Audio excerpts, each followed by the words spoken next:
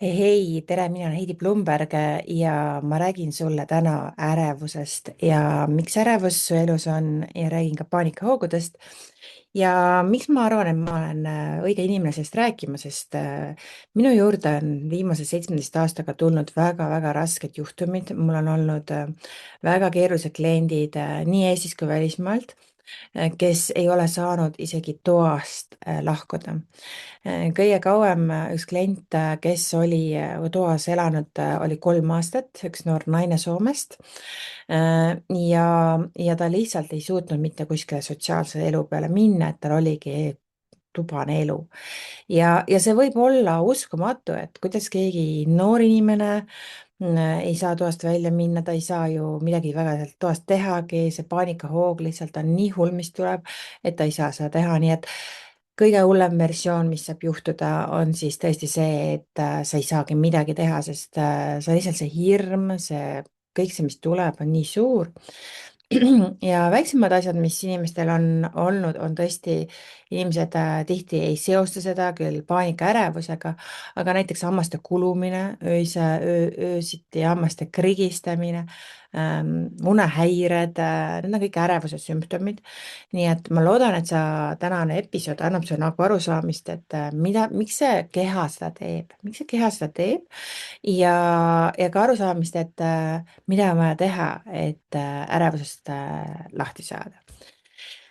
Nii et kes meist ei oleks tundnud ärevust, ma arvan, et kõik me oleme selles kohas olnud, ka minul oli väga suur ärevus avaliku esinemisega, et kui sa mind praegu jälgid, siis ma ei karda esinemist, ma räägin suurtel konverentsidel, ma olen esineja suurtel esinemistel, on ju, töötubasid viin läbi. Mul on olnud suuri-suuri kohtumisi, kus ma võtan sõna, ma olen kiireelumuutuse podcasti host, ehk siis ma läbiviija, ma olen Lionsi lahkus loeb podcasti host ja mis see tähendab siis, ongi see, et mul ei ole seda ärevust enam, ma väga-väga täna olen siin sinu jaoks olemas, sest ma ei tunne oma kehas ärevust, mul on siiralt nagu nii hea meel siin olla, ma olen õnnelik, ma olen täna, kui ma seda salvestan, esmaspäeva hommik, ma olen väga ootusäreval kohal, et mis tänane päev ja nädal toob ja eelkõige ma arvan, et kui palju väärtust tänane podcasti osa sulle toob. Aga see ei ole alati nii olnud, et minu enda lugu on ka selline, kus ma tundsin väga palju ärevust avaliku esinemise ees. Ma tundsin väga-väga suurt hirmu ja ma ei saanud sellega väga kaua hakkama, enne kui ma õppisin ära ja küsisin abi inimestelt, kes tegelikult töötavadki ärevikega.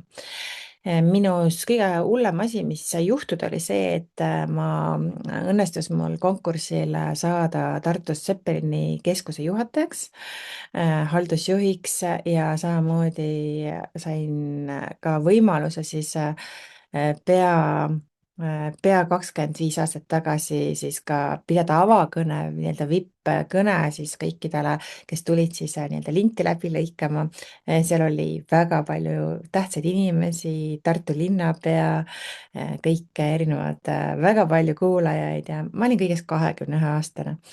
Ja mis see siis tegelikult minu jaoks mõjutas, oli see, et ma kirjutasin selle paberile, selle kõne koos oma tollase boyfriendiga, kes mind väga toetas. Aga ma tundsin, et mu hääl kadus ära, ma olin näost punane, mu käed värisesid, jalad värisesid, aga ma sain kuidagi maha loetud selle kõne, on ju. Aga see oli päris õnnetu, et tol ajal veel ei salvestatud telefonidega, sest olid jõudnud nuputelefonid, on ju. Keegi ei läinud ringlusse see minu kõne ja ma ise ei saanud ka seda hiljem vaadata, aga see oli minu jaoks väga suur eneseületus, jah. Nii et nüüd ma võin sulle öelda seda, et seda enam ei toimu mu elus, see on läbi, ma olen kogu aeg saanud paremaks selles, mida ma teen ja see on ka loomulik, nii et ma olen saanud aru, mida minu keha siis tegelikult sel hetkel, mille eest ta mind kaitses. Ehk siis, mis olid need sündmused, olukorrad minevikust, mida mu keha kartis, et juhtub, on ju.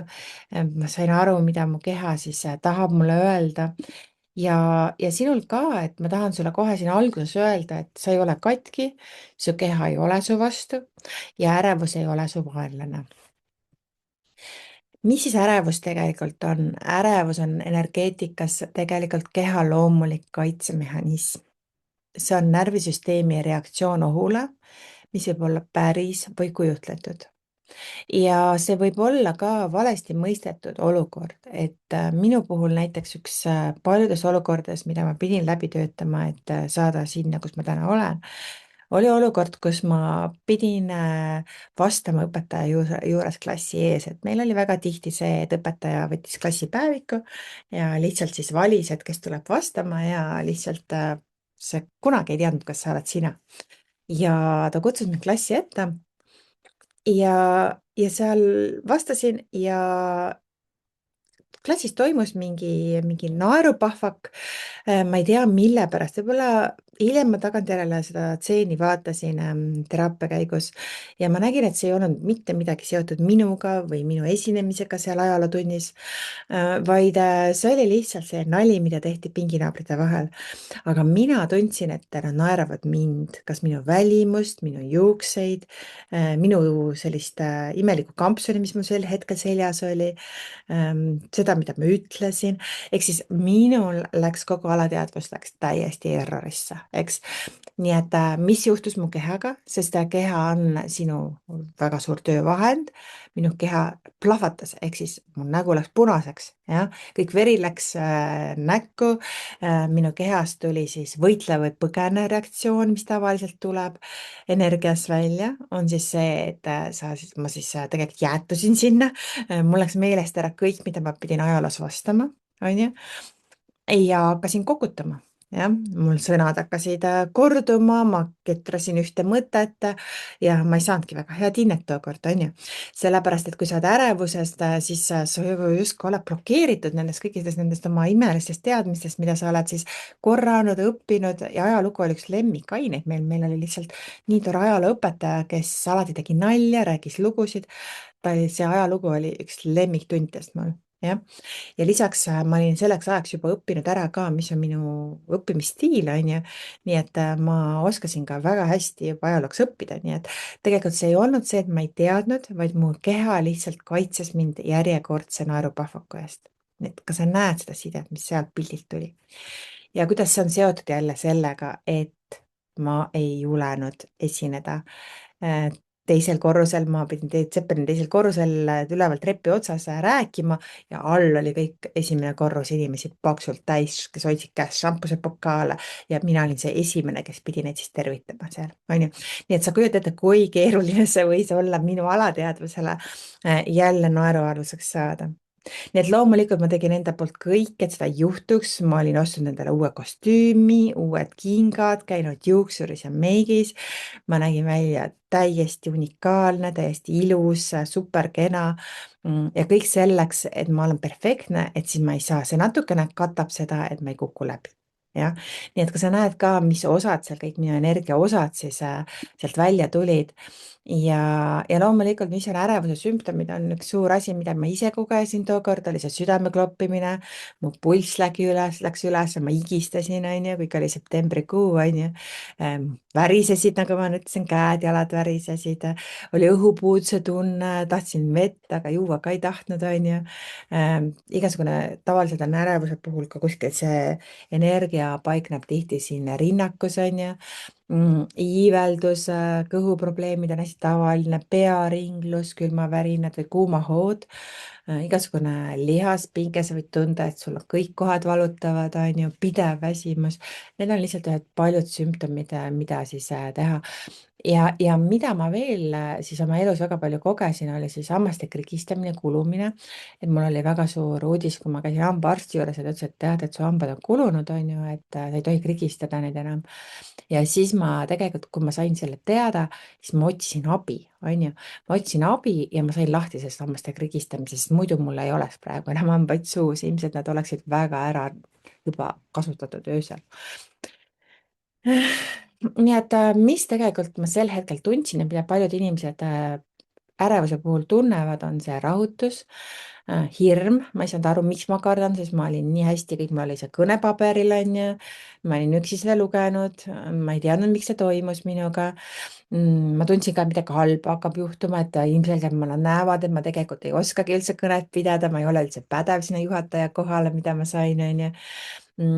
Ma ka tundsin ka, et see kontroll võib kaotada, ma võin mineseda, ma võin trepist alla kukkuda oma kontsakingadega. see oli lihtsalt noh, ma nagu oma kõik stsenaariumid olin peas läbi mõelnud, mis võib juhtuda ja see pidev muretsemine oli see, mis oli nagu see kõige olulisem asi sellisel hetkel. Igasugused mõttelised sümptomid, mõtlesin, noh, just täpselt igasugused kõige hullemad versioonid, mis siis, kui mõtted on ju, mis siis, kui mul see paber kaob ära, siis ma hoidsin seda paberit, ma kirjutasin mitmele paberile selle kõne ümber, et äkki mul kaob ta ära, on ju. Siis ülemõtlemine, jah, absoluutselt ja ma ei saanud mitte midagi teha, et neid mõtteid peatada.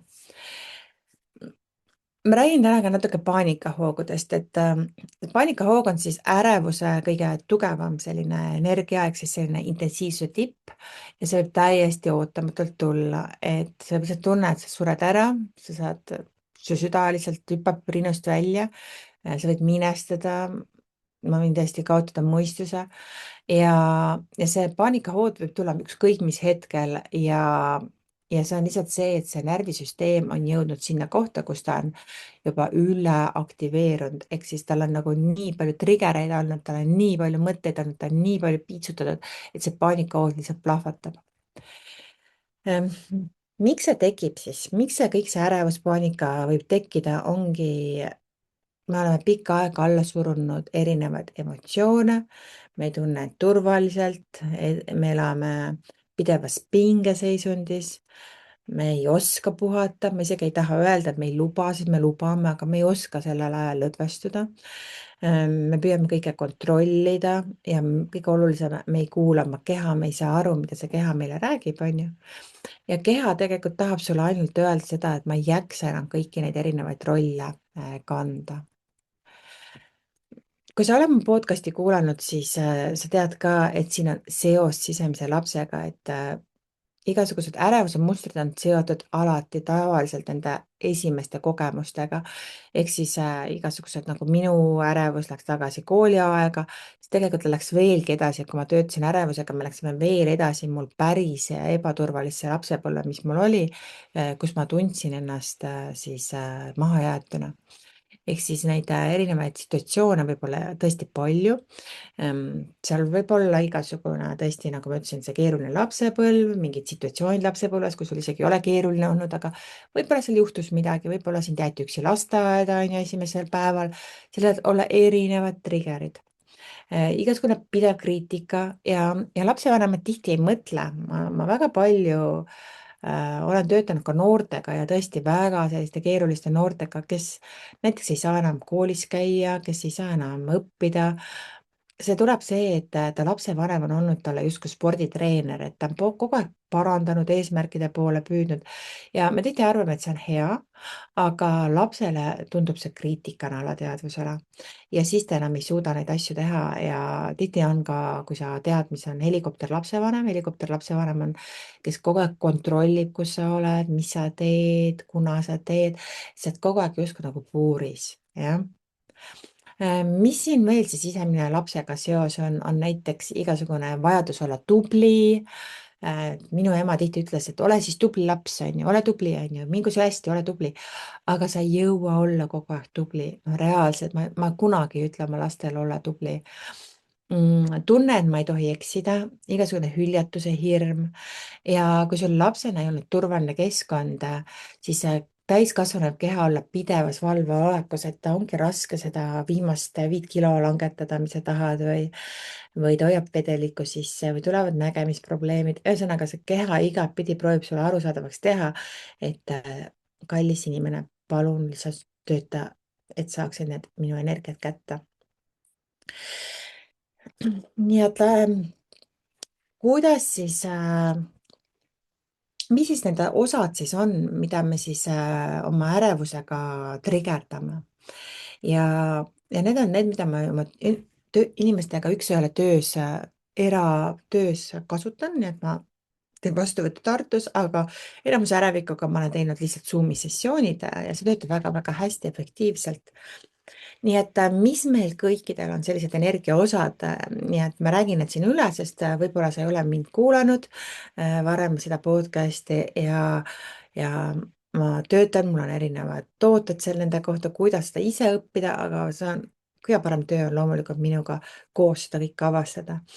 Meie sees võivad olla näiteks see sisemine kriitik, kontrolliv kaitsja, heakskiidu otsija, perfektsionist, haavatud laps, mässaja, probleemi lahendaja, hoolitseja, ühendaja, seikleja ja sisemine tarkus. Et need on need erinevad energiaosad, mis meie sees on, et kui ma seda kujutad ette, siis sul on lihtsalt erinevad energiad ja kui üks nendest energiast hakkab üle reageerima, siis inimene käitubki nii, on ju. Nii et on vaja saada ühendust siis nende energiatega ja ja küsida, miks ta on aktiviseerunud, mida see energia soovib sulle öelda. Ma räägin natuke nendest ka lahti, sellepärast et võib-olla seda infot on sulle väga palju. Ärevuse puhul ongi väga palju tööd just selle kontrolliv kaitsjaga, et nagu ma ütlesin, minul siis kaitses klassi ees ajalootunnis esinemise eest just sellega, et ma punastasin, ta tahtis mind kaitsma, et ma jumala eest ei läheks esinema, sest see on lihtsalt nii jube oli, ma mõtlesin lihtsalt, et saaks ma lihtsalt siit klassi eest ära, on ju. Ja see kontrolliv kaitse ütlebki, et kui ma kõike kontrollin, siis olen turvaline. Kui ma tean kõiki asju, ma tean ja ma näen ka tihti suhetes seda, et naised näiteks on väga armukadedad oma meeste vastu, nad tunnevad, et nad peavad teadma, kus see mees on, tihti pannakse üksteisele telefonidesse nii-öelda need paagid, on ju, et sa näed täpselt, on ju, kus see inimene on. Ja tihti, kui sa oled ka ise see kontrolliv kaitse, sa tunned halvasti, kui keegi teine sind jälgib. Näiteks minu nooremad lapsed on mu telefonisse need paagid pannud, on ju. Minul on üks noorem poeg ka pannud, et ma teda näen, aga ma ei ole kunagi vaadanud, kus ta on ju. Aga tihti neil on see, nad teavad, et kui ma neile kuskile järgi näiteks trenni tulen, et kaugel ma autoga olen ja kaua nad ootama peavad ja kas ma teen tööd, kas ma olen kodus. Aga tihti on ka see suhetes, näiteks partnerid panevad üksteisele nii-öelda jälgimise ja kui tuleb see kontrollivajadus sisse, siis see on juba häire tegelikult, ehk siis see on see kontrolliv kaitse, ma ei saa sind usaldada, sest ma olen juba haiget saanud, on ju, ja teisele poolele võib see olla ahistav. Sisemine kriitik on siis, tema sosistab siis, et sa ei ole piisav, sa ei tee piisavalt, sa teed vigu, sa ei tee midagi, sa teed valesti neid asju, ma kaitsen sind selle eest, et sa läbi ei kukuks, et sa ei jääks naerualuseks. Nii et see tekitab pidevat sisemist pinget. Perfektsionist, tema usub, kui ma teen kõike ideaalselt, siis ei saa mind kritiseerida. Ja perfektsionist on siis tõesti, käib selle ärevusega tihti väga tihti käsikäes ja kui ma näengi inimestel, kes teevad nagu sügavat tööd. Ma olen ise ka perfektsionist olnud ja see on väga raske, see on tegelikult endal on väga keeruline, et sa tahadki teha väga hästi asju ja sa ei taha neid lasta lati alt läbi, et mõtled, ma veel oleks võinud seda teha ja seda öelda ja see ei ole ikka veel valmis. Mu esimene raamat eesti keeles tuli välja alles eelmisel aastal. Ta oli mul tegelikult erinevad raamatud olid mul juba 5 aastat enne Covidit nagu valmis ja valmis minekuks toimetatud, aga ma ikka leidsin, et ma pean neid parandama. Ma otsustasin nüüd sel aastal, et ma lasen kõik oma raamatud välja, neid raamatuid on 11 tegelikult ja ma jupikaupa siis järgmistel aastatel on sul võimalik lugeda mu raamatuid, mis loodetavasti aitavad sind edasi siis enesearengu teekonnal. Nii et juba praegu võib poodi minna Rahva Raamatus Apollos ja minu koduleheküljel on siis introverdist ekstraverdiks raamat ja see on siis tõesti ka, kuidas siis oma sisemisest varjust välja tulla. Aga lähme edasi, on olemas ka heakskiidu otsija, et tema kardab hülgamist ja kui ma kõigile meeldin, siis ma ei jää üksi. Ja see on siis tõesti, et ma tahan, et mul on nii väga vaja sulle meeldida, et ma ei räägi välja, ma ei ütle välja, mida ma tegelikult tahan. Et ma kardan kaotada sinu heakskiitu ja hülgamist. Ja see on jälle seotud hülgamishaavaga. ja tihti seotud lapsepõlve turvatunde puudumisega, et võib-olla seal esimestel aastatel ei ole olnud seda turvatunnet nii palju, kui on vaja olnud. Või ei ole olnud emal seda turvatunnet, et emal on olnud pisaraid, võib-olla keeruline rasedus, mis iganes seal on, siis inimesed, kes on nii-öelda people pleaser'id, on väga palju on seotud just tihti selle esimeste eluaastatega. Siis haavatud laps on see on ärevuse juures kõige olulisem osa. Kui lapsena ei ole olnud turvaline, siis täiskasvanu võib närvisüsteem jääda valveolekusse, nii et täpselt minul oli valveolekus siis see süsteem, mis vaatas, voo, Heidi, kuule, sa lähed kuskile, kipud kuskile väga ebaturvalisse kohta, kus nad võivad sinu üle naerda, on ju. Nii et ärevus on tihti haavatud lapse hirm. Nii et kui sa näed, see ärevus ei ole probleem, see on kaitse ja iga osa sinust püüab sind mingil hetkel kaitsta. Ja probleem tekib siis, kui see osa arvab, et sina ise ei saa hakkama ja võtab juhtimise üle. Nii et kui sul on ärevus, see ei tähenda, et sa oled nõrk, see tähendab, et su närvisüsteem on olnud liiga kaua ülekoormatud ja sul võib olla aeg hakata elama mitte ellujäämise režiimis, vaid turvalisuse režiimis. Ja kui sa tunned, et mingi osa sinult juhib liiga palju, siis sa ei pea seda üksi tegema. Me saame õppida kuulama neid osi, me saame neid rahustada ja me saame tuua juhtimise tagasi sinu sisemisele tarkusele. Aitäh kuulamast, kui sa tunned, et see osa sind kõnetas, võta minuga ühendust. Hea meelega räägin sinuga, kas üks-ühele töö oleks parim versioon sinuga või hoopis soovid iseseisvalt hakata neid osasid töötama läbi. Ma julgustan sind töötama üks-ühele, sellepärast et seal võib olla mitu osa, mis sul on aktiivsed, võib olla osasid, millega sa ei ole kunagi ühenduses olnud ja see osade ühenduse loomine, kui sa ei ole teadlik, on üksi päris raske. Nii et kirjuta mulle ja räägime lähemalt. Ilusat päeva sulle. Tšau.